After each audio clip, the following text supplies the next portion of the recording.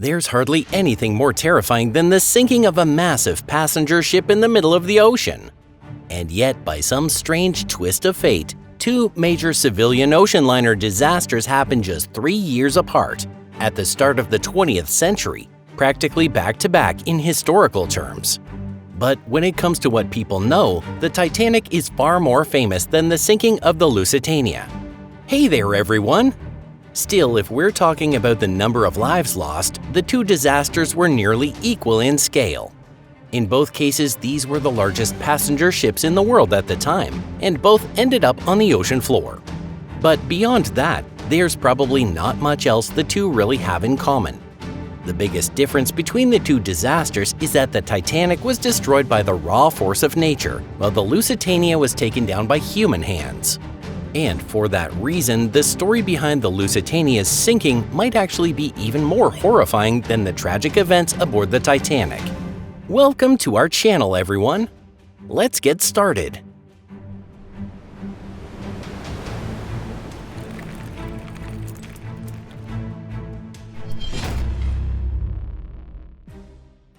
Prelude to tragedy. The next disaster struck before the world had even begun to recover from the heartbreak of losing 1,500 lives to the icy grip of the Atlantic. In fact, one of the central figures in this new tragedy, Captain William Turner of the Lusitania, had actually been called to testify in court about the Titanic disaster.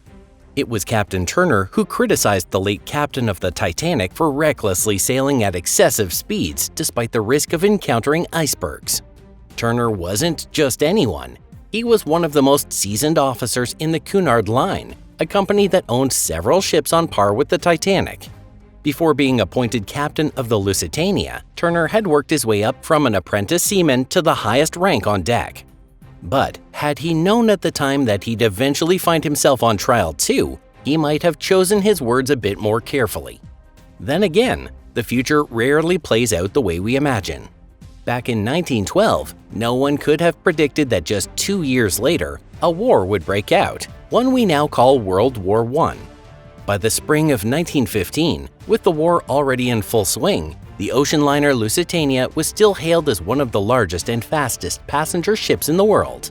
Thanks to a power system that burned through roughly 1,000 tons of coal a day, the ship could travel from the New World to the Old, America to Europe, in just 7 days.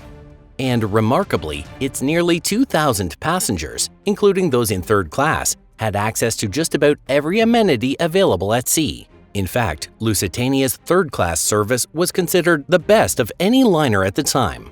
The ship's designers and owners had prioritized not just speed and luxury, but safety as well. Still, in the aftermath of the Titanic disaster, those safety measures had to be dramatically rethought. Specifically, 32 lifeboats were added to the existing 16, and the hull was reinforced with a double bottom and 34 watertight compartments.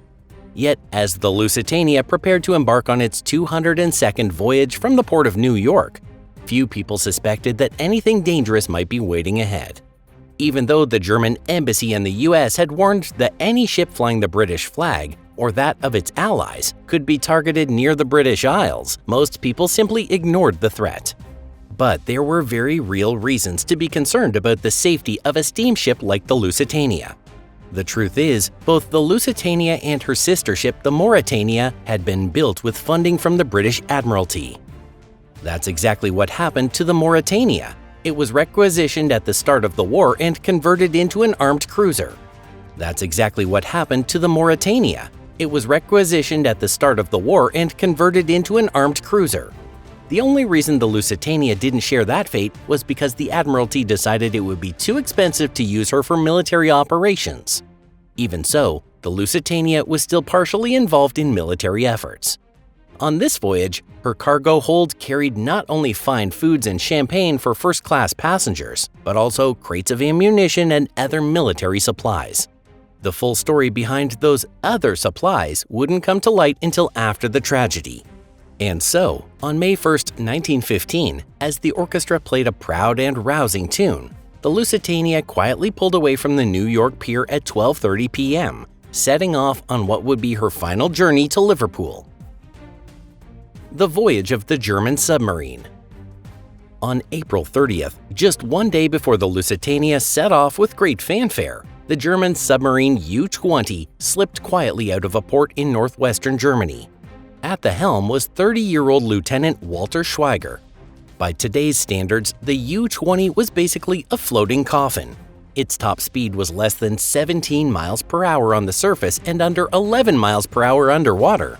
When submerged, it could only travel about 90 miles before needing to resurface.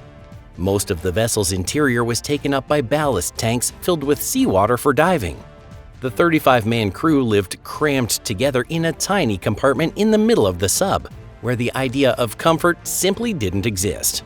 They couldn't bathe during missions, and the sub's single toilet often overflowed, spilling its contents into the living space. Even so, at the time, the U-20 was seen as a fearsome weapon, ranked among Germany's top 20 submarines. When World War I broke out, Germany had only just begun to organize its submarine fleet, but such vessels proved especially dangerous to a nation of islands like Britain. In essence, German U-boats were the spiritual successors of privateers, pirate ships carrying out the dirtiest jobs at sea. No code of honor or rules of warfare could restrain these underwater predators. Following that pirate-like mentality, on May 5th, U-20 intercepted a merchant schooner called the Earl of Latham in the Irish Sea.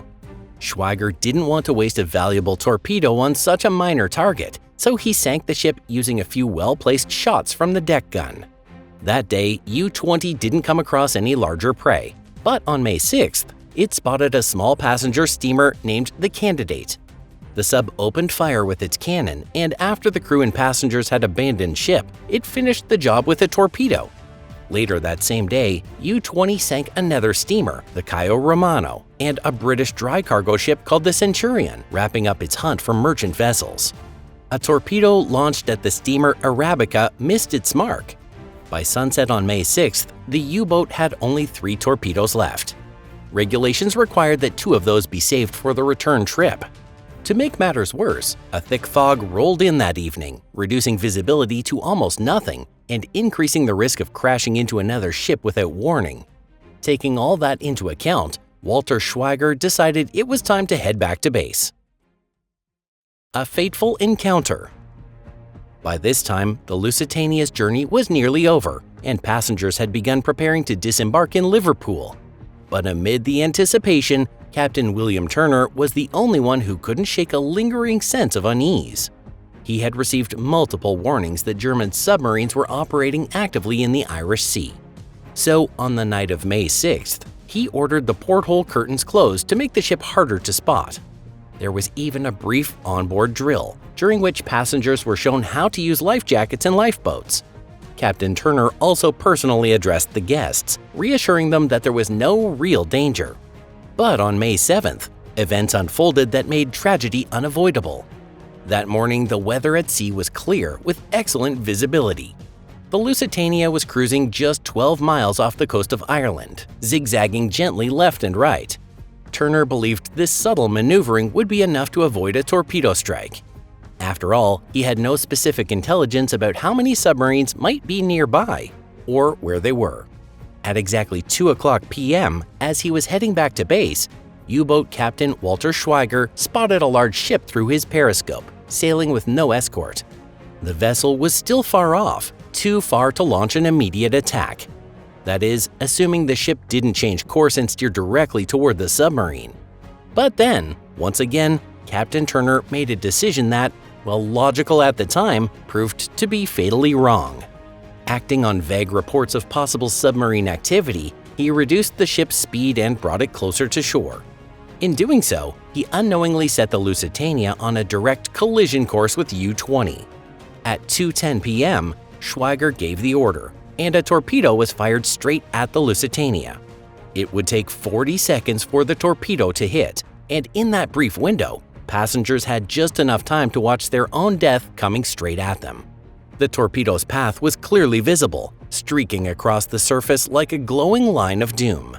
The explosion tore through the starboard side of the ship, obliterating nearby lifeboats and ripping a hole just below the waterline, large enough to swallow a steam locomotive.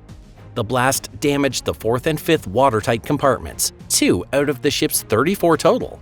But even if that had been the end of it, the ship still wouldn't have stood a chance. What sealed its fate was a second, much more powerful explosion that followed just 30 seconds later. To this day, the cause of the second explosion remains the subject of competing theories. Was it triggered by a second torpedo? Walter Schweiger firmly denied ever firing a second one. Some suggest that after the torpedo struck the ship's machinery, it stirred up a cloud of coal dust, which then ignited and exploded. Others believe it may have been the ammunition hidden in crates among the ship's other military cargo that blew up. That last theory seems the most plausible, but the British Admiralty has always categorically denied it. Meanwhile, Captain Turner issued a series of commands, none of which could actually be carried out. First, he ordered the ship to steer closer to shore, but the Lusitania was no longer responding to navigation. Then he called for the engines to reverse and bring the ship to a halt, but that too failed. The ship, now completely out of control, continued to drift forward under its own momentum. With no other options, the captain gave the order to abandon ship. But carrying out that order in an orderly way was simply impossible. The vessel had listed heavily to one side, crushing the lifeboats on that side against the hull, while the boats on the other side dangled too far out to be lowered safely. As a result, out of 48 lifeboats on board, only 6 from the starboard side actually made it to the water. Some people had managed to put on life jackets, others hadn't, but most found themselves clinging to floating debris, the only thing keeping them from going under. The water temperature was around 52 degrees Fahrenheit, and many survivors of the blast died from hypothermia before help could arrive. The massive Lusitania slipped beneath the waves at 2:28 p.m., just 18 minutes after the torpedo struck. By the time the bow hit the seabed, the stern was sticking out above the surface. In fact, the ship was 765 feet long, about 3 times the depth of the water where it sank. The death toll from the Lusitania tragedy was 1,197. Only 763 people survived, just about 40% of those on board. Captain William Turner was among the survivors. A court later found him completely innocent, but even so, the company never again trusted him with more than a small vessel. Misfortune seemed to follow Turner after that. A year and a half later, another ship under his command was attacked by a German submarine, killing 150 people. Turner survived once again and finally retired 6 years later. As for Walter Schweiger, the man who had fired the fatal shot at the Lusitania, he was promoted and given command of an even more powerful submarine.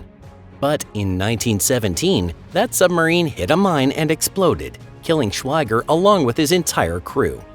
If you found this video interesting, share it with your friends on social media. And don't forget to hit like to support our work. Thank you so much for watching. We'll see you next time. Take care.